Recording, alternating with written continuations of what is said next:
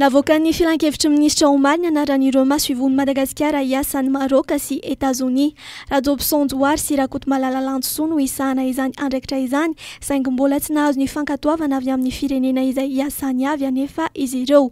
Miandry izay fankatoavana izay ny fanendrena azy ireo amin'ny fomba ofisialy raha ny fanamarihana tamin'ny tatry ny filan-kevitry ministra. Lolona teo aloha nandritra ny fitondrana HVM i Radobson Douar, izy izany no maso-ivony Madagasikara voalohany hiasany Maroka. Rakoto Malala Lantsoa kosa dia filohan'ny filan-kevim-pitantanan'ny Economic Development Board of Madagascar na EDBM ary efa ministra misahana ny indostria sy ny varotra teo aloha. Nanomboka tamin'ny volana febroary 2024 no tsy nanana ambasador niasa tao Washington intsony i Madagasikara rehefa nesorina tamin'izany toerana izany i Andriamiaja Eric Robson. Anangana tanàna vaovao mirefy 70 hektara ao amin'ny distrika Navaradrano ny fitondram-panjakana, hoy ny sekretera-panjakana misahana ny tanàna vaovao sy ny trano fonenana Andriamanohiso Gérard omaly alarobia. Misa 700 mahery ny zaratany anorenana ao amin'izany tanàna vaovao izany ary andray vita ireo izay hisitraka azy.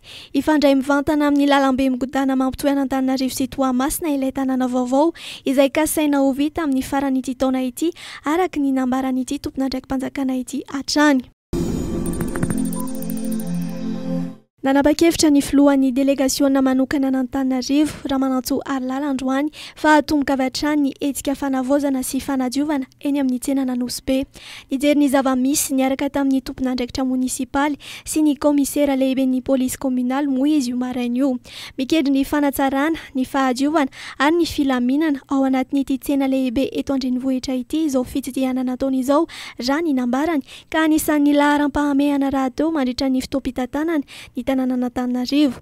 Ankoatra izay anisan'ny laharam-pahamehana petrany mandritra ny fotoam-pitondrany ihany koa ny fitantanana ny fako sy ny fanafainganana ny fanamboaran-dalana mba hampizotra tsara ny fifamoivoizana eto andrenivohitra.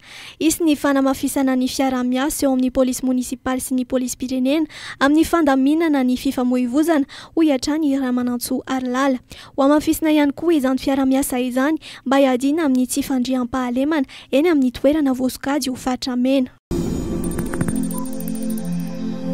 Miverina milony ny fitaterana an-dranomasina eo amin'ny Madagasikara sy Komoro rehefa niato nandritra ny 9 volana noho ny fisian'ny valanaretina kolera taty amin'ny nosy Komoro.